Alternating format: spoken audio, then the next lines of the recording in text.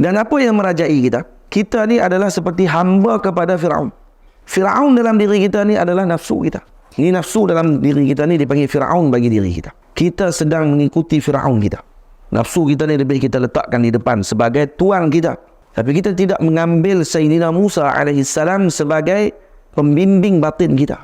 Dalam batin kita ni ada dua, Firauni, Musawi.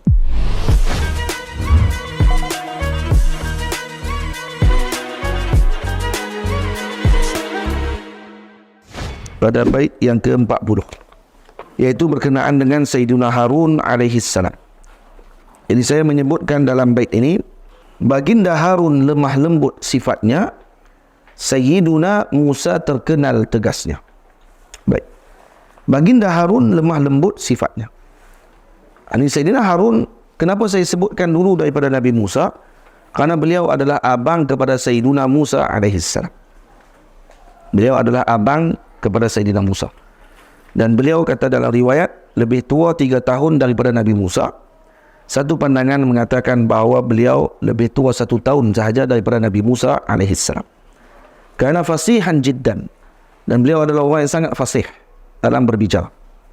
Kerana itu Nabi Musa alaihissalam meminta kepada Allah, diutuskan Nabi Allah Harun bersama dengan beliau untuk bertemu dengan Firaun. Untuk bertemu dengan Firaun. Tamam. Jadi Nabi Allah Musa alaihissalam diutuskan kepada Firaun, dan kedua-dua mereka, iaitu Sayyidina Harun dengan Nabi Musa alaihissalam, didustakan oleh Firaun. Dan kaum Firaun, dipanggil Firauni. Firauni maksudnya penyokong-penyokong Firaun, menentang dan juga melawan dengan Nabi Allah Musa alaihissalam. Maka ketika mana mereka menentang dan mendustakan Nabi Allah Musa dan Nabi Harun, setelah beberapa tempoh dakwah yang dilakukan oleh Sayyidina Musa, maka Allah mengutuskan tufan, angin kencang, yang mana turun bersamanya dengan hujan, yang berterusan selama 1 minggu, 8 hari lebih kurang. 8 hari, siang dan malam, sehinggalah seluruh rumah mereka, pasar-pasar mereka, tempat tinggal mereka dipenuhi dengan air. Dan runtuh bangunan. Sebabkan kerana bangunan mereka dibuat daripada tanah. Maka disebabkan hujan turun sampai seminggu, lebih pada seminggu, 8 hari, maka hujan pun menyebabkan runtuhlah rumah mereka. Maka mereka datang kepada Firaun dan mengadu kepada Firaun. Kaum Firaun mengadu kepada Firaun. Kata Firaun kepada kaumnya, insarifu wa ana akshifu ankum. Kamu baliklah, saya akan selesaikan masalah. Awak kemah. Dia buat kemana nak selesai? Buat dia pun benin. Dia kata, kamu balik, saya akan selesaikan. Elok kaum dia balik, dia panggil Nabi Musa dengan Nabi Harun. Ini perangai. Dia panggil Nabi Musa, dan kemudian dia minta kepada Nabi Musa untuk mendoakan agar tufan hujan lebat ini diangkat. Ribut ini diangkat oleh Allah. Maka Nabi Musa pun berdoa kepada Allah, berharap agar Firaun akan beriman setelah itu. Rupanya lagi teruk, tak beriman. Dia mengaku dia pula yang bagi angkat hujan. Perangai. Dia tengok, kan saya dah kata saya akan selesaikan, hujan dah turun, selesai. Lagilah melampau. Maka setelah itu Allah Ta'ala utuskan pula Jarad. Apa dia Jarad?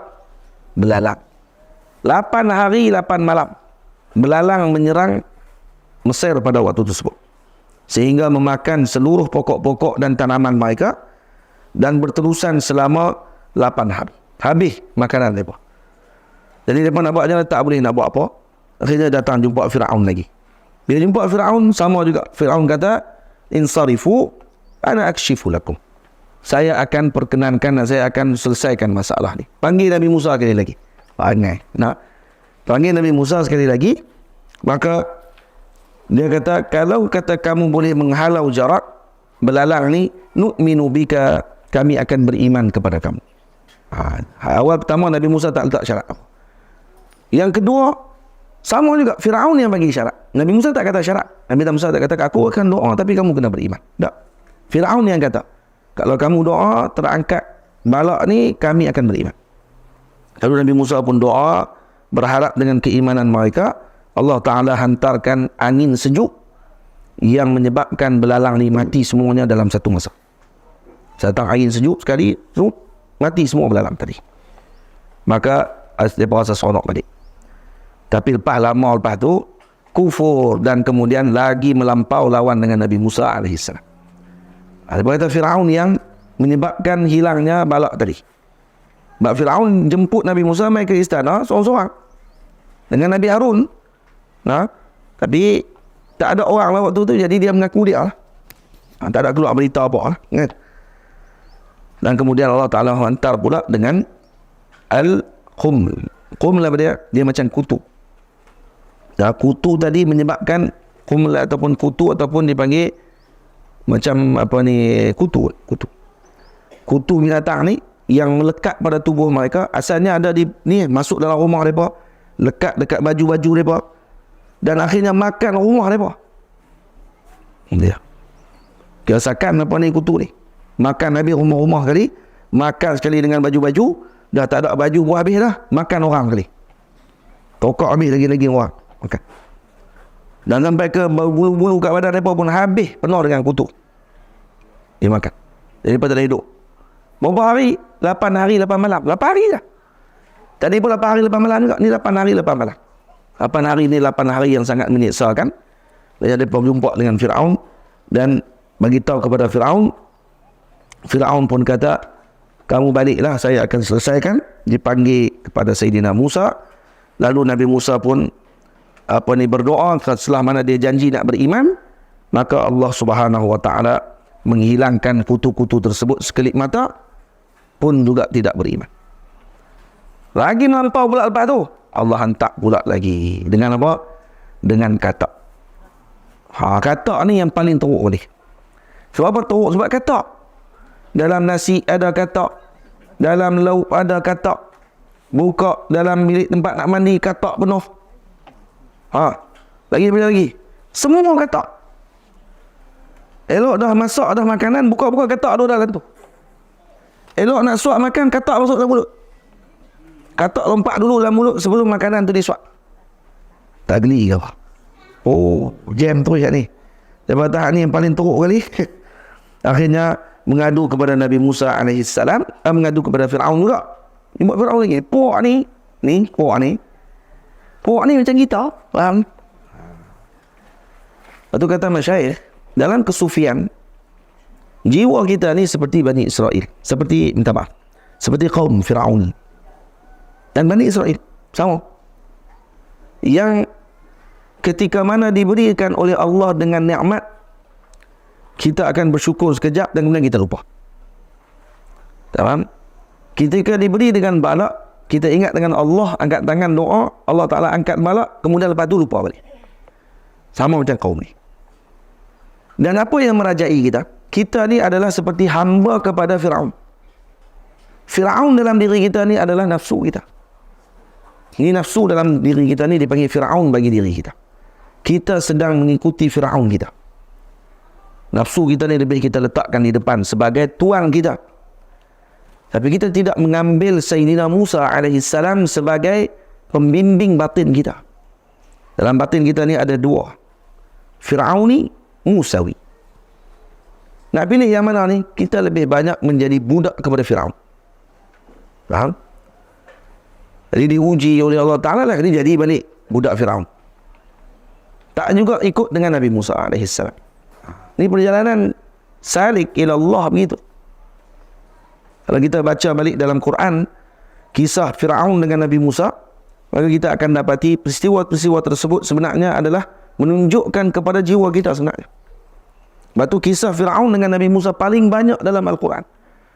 Kerana jiwa manusia ni, jiwa Firauni ini lebih kuat dibandingkan dengan jiwa Musawi. Jiwa kemusaan lebih kurang dibandingkan dengan jiwa kefiraunan. Firaun tu kuat lagi sebenarnya. Bimbing diri kita ni dengan Firaun. Lepas tu kita ikut dengan nafsu kita. Nafsu itulah adalah misal kepada Firaun tu adalah misal kepada raja kepada segala nafsu. Apa saja keinginan dia nak dapat, kemudian sombong, berlagak, angkuh, Akhirnya bersifat dengan keakuan. Seperti mana Fir'aun sendiri sebut, Ana Rabbukumul A'la. Saya Tuhan kamu yang paling tinggi. Dan kita pun sebut, Ana. Aku. Semua aku. Buat apa lagi? Aku. Yang bagi ni aku. Yang buat baik ni aku. Yang tolong kamu ni aku. Yang apa ni itu aku. Semua duk aku. Yang cari kerja ni aku. Yang bagi makan kat aku ni aku. Bukan kamu. Ayat ni yang kalau tuan-tuan dengar dalam ibu ayah semua dengar orang-orang duk berniaga, duk buat TikTok bodoh apa semua. Duk berniaga macam tu, dia akan kata apa? Bukan kamu bagi makan saya. Nah, ikut suka saya lah nak buat macam mana? Ikut suka aku. Dia tak sebut saya. Ikut suka aku lah nak buat macam mana pun. Aku nak maki orang, aku nak kata apa, ikut suka aku. Hampa bagi makan dekat aku? Tak. Aku penat lelah cari kerja.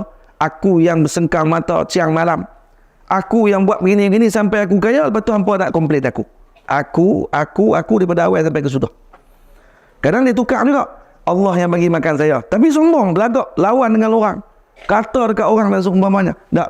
Kamu hanya sebut Allah tadi pada lidah kamu, tapi di dalam hati kamu, aku tu masih kuat. Sebenarnya. Pasal kamu tak jadi panggil macam tu. Dan ini yang berlaku sekarang. Dan yang sifat aku kuat ni adalah Bani Israel. Keakuan mereka sangat kuat. Dan itu adalah misalnya nafsu yang kuat, ammarah bisu, yang disebut oleh Allah dalam Al-Quran, yang kita baca tafsir setiap minggu. Dan ni antara kisah yang kita akan lihat. Mai 8 hari, lepas 8 hari mai lagi ujian, tetap juga kembali yang sama. Bani Israel duduk dengan Nabi Musa tengah Ardutih dekat Sinai, dekat Saina, padang pasir. Diturunkan manna dengan salwa yang kita baca dulu. Manna tu adalah sejenis manisan yang keluar daripada pokok. Setiap pagi akan keluar dia macam dengan manisan, duduk di pokok-pokok. Dia pergi kutip, makan. Dan tu ada semua nutrien dalam manna tadi. Sampai sekarang ada di Baghdad. Katanya manna tu masih ada lagi. Dia punya getah-getah tu masih ada. Dan memang sedap. Katanya manis. Boleh dimakan dan seumpama. Kata mereka lah. Kita tak pernah try kan. Nah. Salwa pula jenis burung. Burung tu pula jenis bukan main turun-turun tu. Turun-burung tu bukan masak perut tak. Mana tu turun setiap pagi waktu nak makan burung akan main penuh.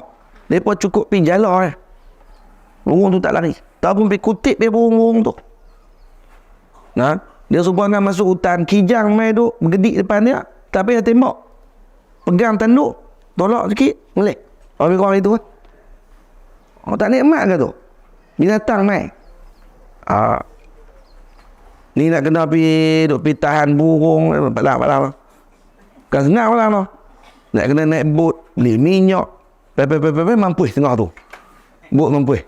Ya, tolak pula pakai dengan tangan. Nah. Jenuh mendayung. Ni tak payah. Burung terbang main duduk depan. Pun lepas tu jadi apa? Jadi belagak juga, sombong lagi. Lawan lagi dengan Nabi Musa berapa tahun? 40 tahun. Dia kata pengorbanan untuk lawan dengan nafsu ni, yang pertama, dia kena bersedia untuk lawan dengan nafsu. Dia kena bersedia. Lepas tu kalau kita baca kisah Fir'aun, dengan kisah Nabi Musa dengan kaumnya, dengan Fir'aun, kaum Nabi Musa nak menyelamatkan daripada Fir'aun, kena ubah cara.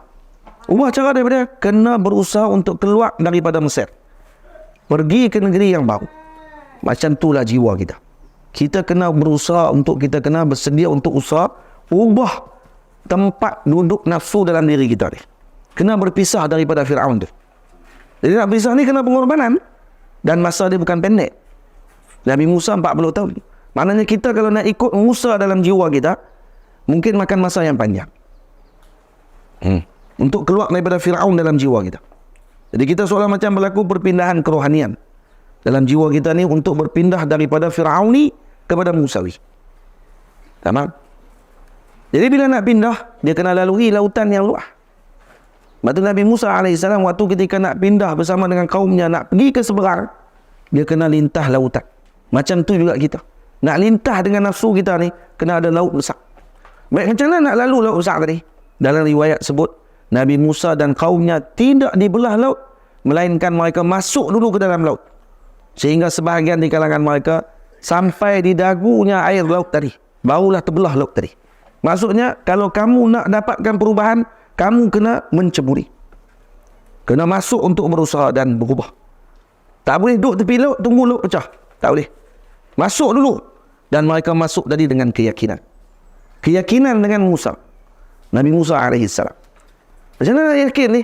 Kapal tak ada, apa tak ada, Nabi Musa kata masuk dulu. Macam mana nak masuk waktu tu kalau kata kita tidak betul-betul beriman? Jadi kamu kena yakin dulu. Ketika ikut dengan gurumu, yakin dulu dengan guru tadi, bahawa dia akan bawa kamu melintasi lautan tadi. Masuk dulu. Dan kamu akan diuji dulu. Kamu akan basah dulu. Kamu akan jadi, mungkin ada tidak keyakinan. Mungkin akan diuji dengan ujian yang pelbagai. Tapi yang penting masuk dulu. Dan setelah masuk, barulah dibelah laut tadi, diberikan keajaiban, dan kemudian barulah belah.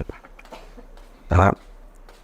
Kalau tidak menceburi, maka tidak akan didapatkan dengan kenikmatan dan juga dengan anugerah tersebut. Jadi misal bacaan kita kepada peristiwa Fir'aun dan seumpamanya dengan Nabi Musa, yang kita kemungkinan akan tamat bacaan tersebut dalam 2 ayat lagi, untuk tamat kisah berkenaan dengan apa yang dilakukan oleh Musa kepada dilakukan oleh Bani Israel kepada Nabi Musa AS. Ini salah satunya yang kita tak baca tafsir ni. Kalau baca tafsir lagi, kita akan dapat juga ni kesinambungan daripada kisah dengan Nabi Allah Harun dengan Nabi Musa ketika berhadapan dengan kaumnya sendiri. Dengan Fir'aun dan kaumnya.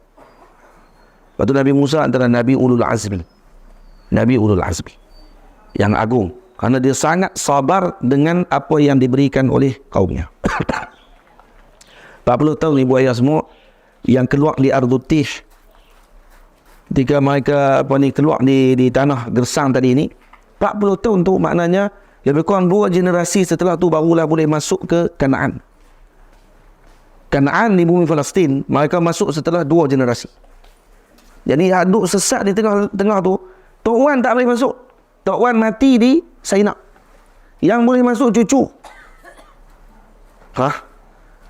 Jadi kalau Tok Wan hak lari dengan Nabi Musa dulu ni, masa keluar daripada Mesir tu, umur dia dah 70 tahun. Kalau 40 tahun duduk di situ, umur dia dah 120. Betul? 120 maksudnya mungkin dia dah mati. Jadi yang masuk siapa dia? Yang masuk cucu dia. Dia ada anak dalam tempoh 40 tahun, ada anak, ada cucu sekali. Dan cucu dia yang boleh masuk pada waktu itu. Jadi macam tu kita punya perjuangan nafsu kita. Untuk kita lawan dengan nafsu ni nak menuju kepada Allah. Kadang-kadang masa dia panjang. Kemungkinan dengan perjuangan tadi yang akan dapat anugerahnya nanti adalah anak cucu kita nanti. Dia pun juga akan diberikan dengan manfaat kebaikan disebabkan datuknya dulu pernah berjuang. Berjuang dengan nafsunya. Melawan dengan nafsunya. Melawan dengan kehendak dan keinginannya. Menyerahkan keinginannya kepada kehendaknya Allah. Itu yang kita nak kena melatih diri kita untuk ke arah tersebut. Harap. Kemudian setelah mana kata tadi banyak, habis dah Allah Ta'ala hantar Nabi Allah Musa AS bertemu dengan Fir'aun. Fir'aun minta doa kepada Nabi Musa. Nabi Musa pun doa dengan harapan Fir'aun akan beriman. Maka Allah Ta'ala turunkan hujan yang lebat, yang membawa hujan tadi, membawa katak-katak tadi ke laut. Silakan. Katak-katak tadi dah hujan naik, katak masuk layak, semua pergi ke laut. Silakan. Kemudian Allah Subhanahu Wa Ta'ala menurunkan pula balak. Kerana selepas tu Fir'aun lagi semakin sombong dengan Nabi Musa. Ni apa ni? Kesombongan apa ni? Kita pun heran lah. Ujian main dengan katak, dengan hujan turun, dengan tofan, dengan turunnya jarak, rosak tanaman, tamam? Macam-macam ni. Penyakit, turun dengan kutu. Lawan lagi lepas tu. Heran kita. Kalau kita cukup dengan turun nak pertama pun kita kata, padar apa. Ni benar sungguh ni. Orang panggil ni. Ni kata kesombongan Fir'aun ni luar biasa. Dan ada tak di kalangan kita yang ada penyakit macam tu? Kalau ada, kena cepat disembuhkan Firaun dalam jiwa dia. Mana penyakit sombong ni memang tak boleh lepas. Lepas tu ada orang dia tak boleh dengar ni, kalau dengar orang tu berceramah cakap agama, cerita suruh pesan apa semua ni, tak boleh dengar dia. Dia terus cakap pasal agama dia tu. Lepas tu kalau suruh cakap pasal yoga, lagi dia minat. Cerita pasal yoga dengan kesihatan, tapi bila masuk semayang, punya semayang, no? Semayang lagi sakan daripada yoga. Ada tak boleh dengar. Agama dia dengar, tapi kalau masuk agama lain cerita, dia macam prejudis dengan agama. Dengar sebut pasal agama saja, pasal tasawuf semua ni, dia jadi prejudis. Tapi kalau masuk tentang Zen Buddhis, mang daripada Sami daripada Zen Buddhis, contohnya syarah berkenaan dengan masalah pembentukan jiwa, macam mana nak tenang, dia boleh dengar pula tu.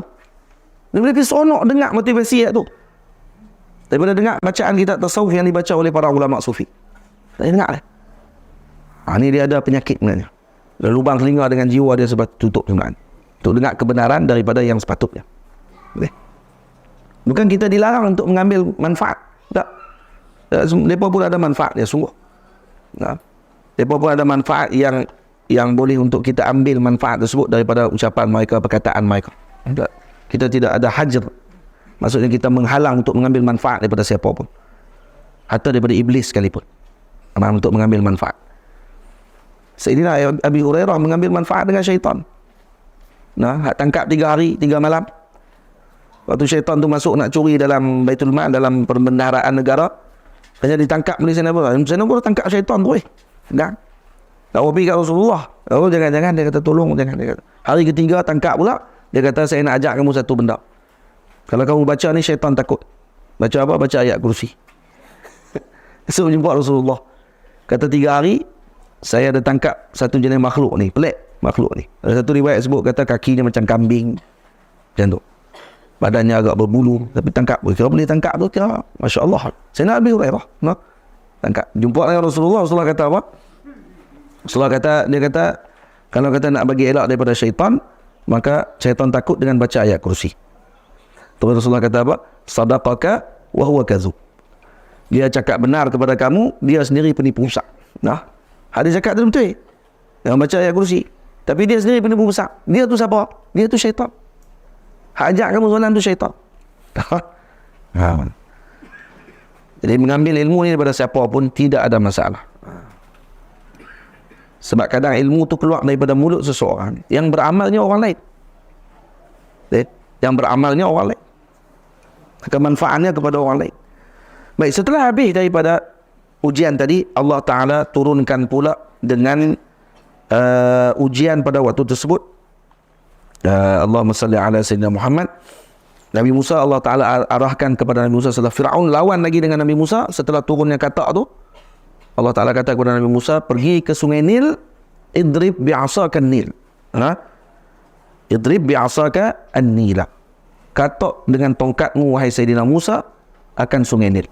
Maka Nabi Musa pergi ke sungai Nil dan dipukul sungai Nil dengan tongkat Nabi Musa. Fadarabahu wa sara daman. Maka tukar sungai Nil pada waktu itu jadi darah.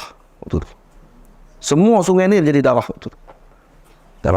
Maka kaum Nabi Musa kaum Fir'aun waktu itu menjadi sangat dahaga kerana air tak ada dah.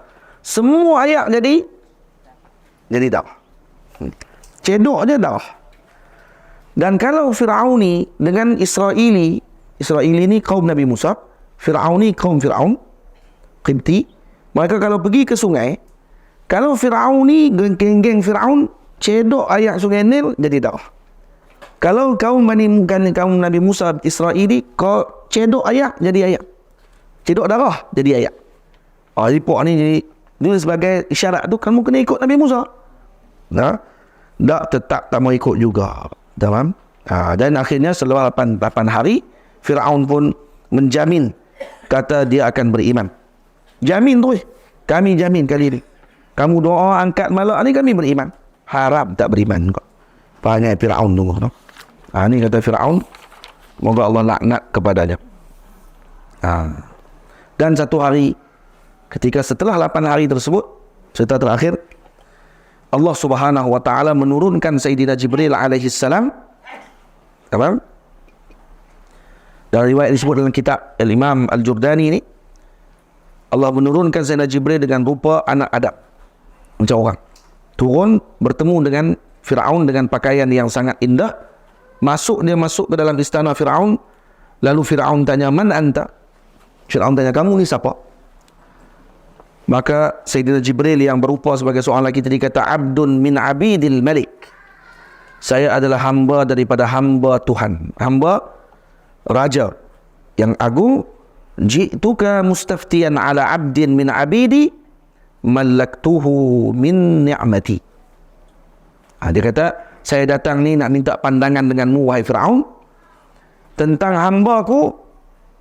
Ya, ada tentang seorang hamba, bukan hamba ku, tentang hamba daripada hamba-hamba ku, hamba Tuhan tu lah, yang melakukan kerosakan dan juga bercanggah dengan nikmat yang telah aku berikan. Aku telah bagi kebaikan kepadanya dengan banyak. Ahsantu ilaihi katsiran fastakbara alayya wa bagha. Tapi dia sangat sombong dan berlawanan denganku. Ni Jibril yang kata ni, aku main nak minta pandangan kamu ni Firaun. Aku dah seorang hamba. Hamba aku ni sombong. Aku bagi nikmat banyak dekat dia, tapi dia sombong bukan main. Lawan lagi kepada aku. Dan kemudian dia punya samsingnya, dia menamakan dirinya dengan nama aku. Dia kata dia Tuhan. Maksudnya dengan nama aku ni sebagai raja. Dia panggil dia pun raja juga. Macam tu lebih kurang. Dan kemudian dia mengaku bahawa seluruh apa yang dinikmati oleh, yang aku beri nikmat tadi, itu adalah miliknya, bukan nikmat daripada aku kepadanya. Dan aku bukan pemberi nikmat kepadanya. Sampai macam tu sekali dia mengaku. Maka Fir'aun kata, "Bi'sa zalikal abdu." Dia pula kata, teruk sungguh hamba macam tu. Hamba apa macam tu? Kata-kata kat dia, mana? Jadi lepas tu Sayyidina Jibril kata lagi, "Fama jazauka indak? Jazauhu indak?" Kalau dia tu hamba kamu, kamu nak buat apa dekat dia? Agak-agak. Kamu nak balas apa dekat dia? Kamu nak jatuh hukuman apa dekat dia? Maka kata Fir'aun, "Jazauhu an yaghriqa fil bahr." Balasan dia perlu ditenggelamkan di dalam laut. Maka kata Sayyidina Jibril kata, "As'aluka an taktuba li biqabtika dhalik." Kalau boleh saya nak kamu yang tulis di atas kertas balasan kepada hamba tersebut. Tulis. Kata, "Jazauhu an yaghriqa fil bahr." Balasan dia ialah dia kena tenggelam dalam laut. Kamu kena tulis, boleh tak? Maka Fir'aun pun tulis. Dan diberikan kepada Sayyidina Jibril yang berupa dengan bentuk orang tadi. Sayyidina Jibril pun pegang kertas tadi, keluar temu dengan Nabi Musa. Dan Sayyidina Jibril kata kepada Nabi Musa, "Innallaha ya'muruka an tartahila min mawdi'ika fanada Musa fi Bani Israel." Allah mengarahkan kamu dan kaummu untuk keluar ke sana. Dia tunjukkan arah, keluar ke arah sana, di tepi laut, sampai ke sana nanti. Dan bila sampai di sana, ketika mana Fir'aun mengejar mereka, seperti mana kisah yang kita baca sebelum ni, dibelah laut, sampai di tengah laut tadi ni Nabi Musa dan kaumnya. Mereka dah masuk dah, dalam ini disebutkan. Kaum Nabi Musa masuk dulu dalam laut. Ketika mereka dah jadi tempura dah, ni buat apa dia ni? Suruh masuk dalam laut tapi tak terbelah lagi ni. Barulah laut terbelah dengan luah dan barulah dia lepas. Tapi waktu terbelah tu pun, kita dah bacakan kisah macam mana Bani Israel punya samsing dengan Nabi Musa AS. Sombong dan juga angkuh dengan Nabi Musa. Sampai kata, "Kami dah belah 12 ni. Mana kaum kami tak nampak pun. Minta pula, suruh buka pula. Bagi jadi tingkat pula. Ni kan ada dinding laut. Dia suruh buka pula bagi tengok kawan sebelah. Hancak tu. Kalau belah tu pun alhamdulillah dah tu pun. Tak, dia nak hentak alik pula. Lepas dia pun. Dan sampai di tengah laut, Fir'aun pun masuk. Kaum Nabi Musa dah lepas. Dan Fir'aun masuk waktu duduk di tengah laut. Waktu itulah Sayyidina Jibril datang. Faham? Sayyidina Jibril datang, dan waktu Sayyidina Jibril datang tadi, Sayyidina Jibril lemparkan surat tadi kepada Fir'aun. Fir'aun bila buka balik surat tu, ada cop dia. Dia kata, "Aku dah tu." Dia kata, "Mampu dah. Tak boleh dah buat apa lah." Dia suruh patah balik, pakat cempera semua pada waktu tu. Sebab tentera dia ramai. Nak patah balik, macam mana dia duduk depan kali. Akhirnya tenggelam semuanya dan mati, dan jasadnya sampai sekarang masih ada di Mesir. Nanti insyaAllah saya nak pergi Mesir nanti. Siapa nak ikut boleh. Kita akan pergi tengok Fir'aun. Tak ada cara. Tapi kena pergi tengok. Baru baca kitab nampak Fir'aun tu. Firaun kecil dia pun. Kecil, tapi dia lain daripada yang lain. Dia punya awet dia lain daripada yang lain. Awet yang lain dia ada kekal, awet dia tu nampak ada pengawetan yang dilakukan oleh orang Mesir. Tapi Firaun diawet oleh Allah sendiri. Diletakkan dengan garam dalam badan dia menyebabkan ikan tidak makan. Dia sebut dalam Quran. Allah Ta'ala sebut Allah akan kekalkan dia sebagai iktibar kepada umat akhir zaman. Tapi nak jumpa nak tengok ada dalam muzium tu kena bayar pula 100. Oh, Firaun ni daripada hidup sampai ke mampu. Dia kutip dia orang dia sampai nak masuk jumpa dia. Nak masuk tengok dia kena bayar. Tapi dia pun tak tulis no? Dia pun tulis Ramsis ya. Ramsis berapa tu? Saya pun tak perasan mula-mula tu. Lepas tu baru perasan. Pergi dengan ayah. Saya pergi dengan ayah saya dengan mak. Alhamdulillah pernah. Tu kali pertama saya masuk dalam tu. Dan sekali tu je saya masuk.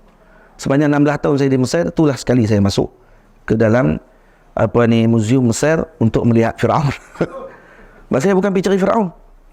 Saya pergi cari Nabi Musa. Nah, pergi cari Nabi Musa bawa balik Nabi Musa insya-Allah. Tapi bukan kita nak pergi tengok tu untuk nak bawa balik Firaun tu dah.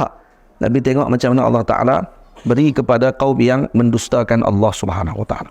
Orang bila kita baca ni istihdar surah. Gambaran tadi akan hadir dalam kepala otak kita ketika baca tentang kisah. Dan saya waktu ketika baca ni, saya tergambar tempat saya belajar dulu. Mesir. Sebab saya pernah pergi dah tempat Nabi Musa berlawan dengan Firaun tu, saya pernah sampai di Aswan. Lebih kurang 1,000 km daripada Kairah. Saya dah sampai tempat tu, dah siap mandi lagi dengan sungai tu. Satu kali darah tu saya mandi dah. Dan air tu antara air yang paling sedap dalam dunia yang saya pernah minum. Sungai ni antara air yang paling sedap yang saya pernah minum dalam dunia ni. Tak tahulah satu dunia saya tak pernah pergi lagi lah. Tapi banyak ada air ada jual ni yang minum air sungai ni tak ada lawan air sungai ni. Bawah sikit pada air Zam-Zam ni. Nah, bawah pada ayat Zam-Zam. Sikit lah kalau ikut turutan ayat Zam-Zam paling tinggi lah. Nah, paling tinggi dibandingkan di bawah sikit pada ayat bawah tapak tangan Nabi. Tapi insya-Allah kita doa moga dapat minum air daripada tapak tangan Nabi SAW. InsyaAllah amin ya rabbal alamin di akhirat nanti. Dan Nabi Harun meninggal sebelum Nabi Musa dan beliau hidup selama 120 tahun. 122 tahun dan beliau dimakamkan baginda Harun dimakamkan di Kahfi satu gua dekat dengan Jabal Tih di Saina. Makamnya ma'ruf yuzar, sampai sekarang masih ada. Makam Nabi Allah Harun alaihissalam di bawah kaki gunung Tursina. Di situ ada makam Nabi Allah Harun alaihissalam, dan ada satu lagi makam katanya makam Nabi Allah Saleh. Dalam perjalanan menuju ke Tursaina ada makam Nabi Allah Saleh. Tapi itu pandangan sebut. Tapi pandangan yang kuat kata Nabi Saleh makamnya dekat dengan mataf, tempat bertawaf di Kaabah.